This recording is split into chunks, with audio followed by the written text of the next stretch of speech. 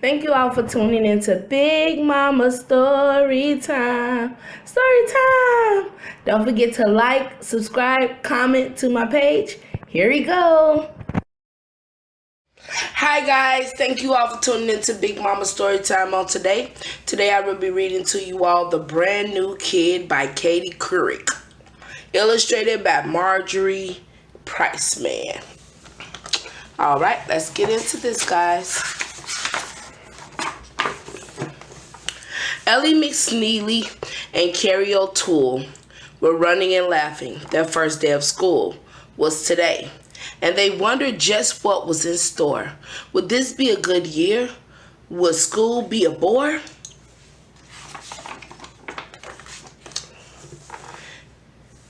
They kept fingers crossed they'd be in the same class and on a big table that they had to pass. They checked to find out to which room they should go. McSneely 240, O'Toole, I don't know. Oh, here it is, dear. You're 240 as well. They squealed with delight. Oh, glee. Oh, gee. This was swell. 240 meant they would both have Miss Kincaid, the best teacher by far in the whole second grade.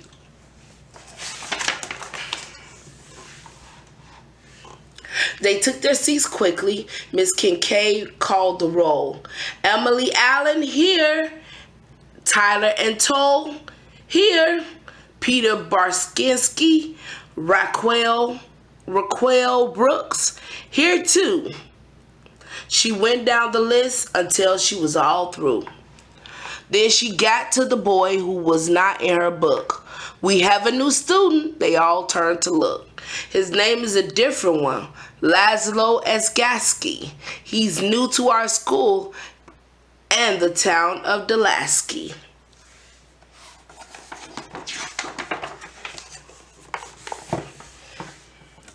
Please welcome him here. Won't you all please say hi? But the students just turned and stared at the new guy. His hair was so blonde, white it looked almost white. It stuck out all over. It didn't look right. His lips were bright pink, his eyes very blue. He looked at his feet and he fidgeted too. He was quiet at first and then yelled out, "Hello!" His voice booming so loud it made Ellie say, "Whoa!" The other kids laughed. Gee, this new boy was weird. Too different and strange to fit in, they all feared. Now, class, Miss Kincaid said, her voice shrill and tight. Let's focus on learning and getting things right.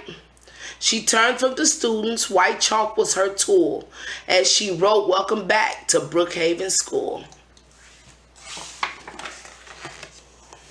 They sharpened their pencils and picked up their books. All morning long, they kept shooting him looks. They headed to gym class, a quick softball game. When they went to pick teams, no one mentioned his name. Wow. Don't treat people different just because they are different, guys. Bullying is not tolerated or welcomed. At lunch, Ricky Jensen, who thought he was cool, made everyone laugh when he shouted, "Hey, fool!" As Laszlo was leaving the line with his tray, someone tripped him. His food, it went every which way. The students all froze as they saw Laszlo's face, with French fries and ketchup all over the place. Wow.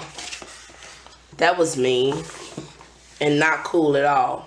So these first weeks were lonely for this brand new kid.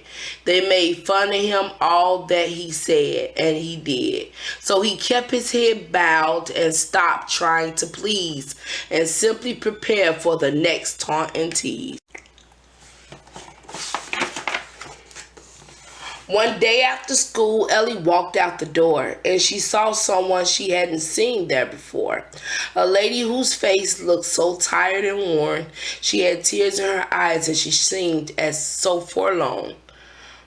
"Who is that?" Ellie asked of a student she saw. "Oh, that's Laszlo's mother," said Susie McGraw. "Her son's having trouble. She might pull him out. This school may be wrong for him. She's full of doubt." Ellie watched Miss Gasky as she walked toward her car. She thought about how things were going so far, about Laszlo and how he felt different and strange, and wondered aloud just what she could arrange. "I've got it," she said. "I'll ask him to play at my house or his after school ends one day." The next morning she walked up to him at his locker. "Would you like to come over and maybe play soccer?" Stunned, he said, "Please come to my house and play." So Ellie said, "Sure, I can. Let's pick a day." "How about Thursday?" he asked with a smile, a look that hadn't been on his face in a while. Wow, that was nice. Just because someone is different, y'all, does not give no one the right to treat anyone different, to treat anyone bad, to talk about them, to bully them. It's never right to bully anyone. You wouldn't like to get bullied, so why would you do it to someone else? That is never right, ever. They walked home from school with their books in their arms, passing meadows and fields and a couple of farms. They arrived at his door greeted by his French poodle, and Mrs. Gasky was there with a plate of warm strudel. You never know how cool someone really is. Just because they're different doesn't mean they're not cool. Give them a chance. As they munched on the pastry, they made quite a mess, and Laszlo said, "Do you know how to play chess?" Ellie said, "Yes, but I'm not all that great." "That's okay," he replied. He soon said, "Checkmate." The afternoon ended. Ellie said, "This was fun."